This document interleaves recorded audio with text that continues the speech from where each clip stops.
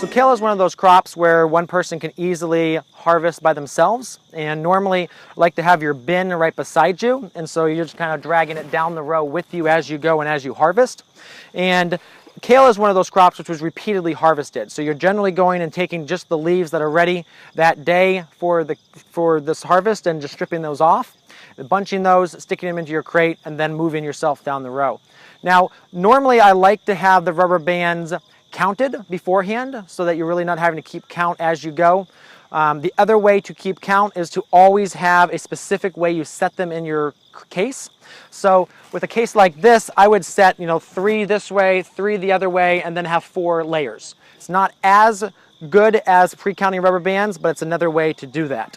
And then you just, as you're going, you'll be pulling that with you. So one of the things with bunch crops, anything from kale to radishes to turnips, is having a consistent bunch size. So there's a couple ways to do that. Obviously, you may say every single bunch should fit in between your fingers, but with some bunches are bigger than that. Another thing is for the crew leader to have a sample bunch that's made at the beginning of the harvest time, and then they're comparing to that every 10 bunches or every case, just coming back and checking, oh yeah, we're about the same size.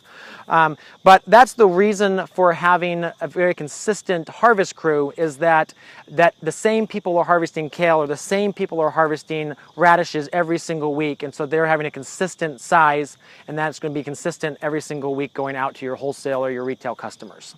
So the best way for harvesting kale is to just go ahead and on a plant like this, put your hands on like a V around it, and basically any leaf that's large enough will go below that V, and then just stripping down the plant and cleaning it off like that.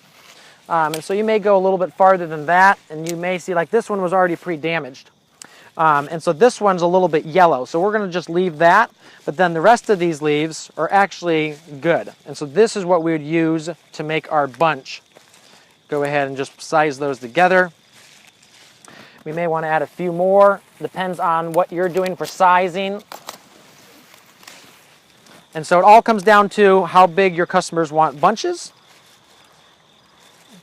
And even in the grocery store, you see a wide variety of size. So it's always going to be kind of what you feel and what you're charging for them as well.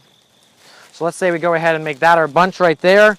Take our rubber band, just put it around a couple times. I usually like to clean cut the end, so I have a nice clean area there, and then go ahead and stick this in your case. All right, so I'm going to go ahead and I'll just harvest this right here.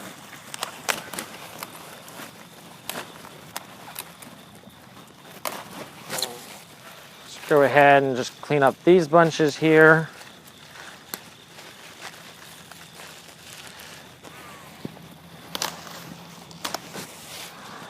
All right, go ahead and make our second bunch. Maybe need a few more here.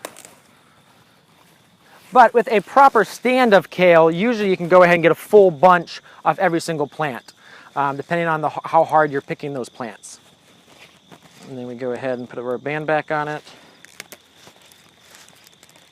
Usually 3 times around is fine.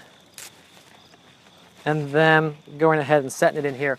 Another point to make is you don't want your bunches up or down. You want them laid flat, because as these are going into the wash pack, they may be stacked one case on top of another, and you want to make sure that stuff isn't sticking out and getting crushed.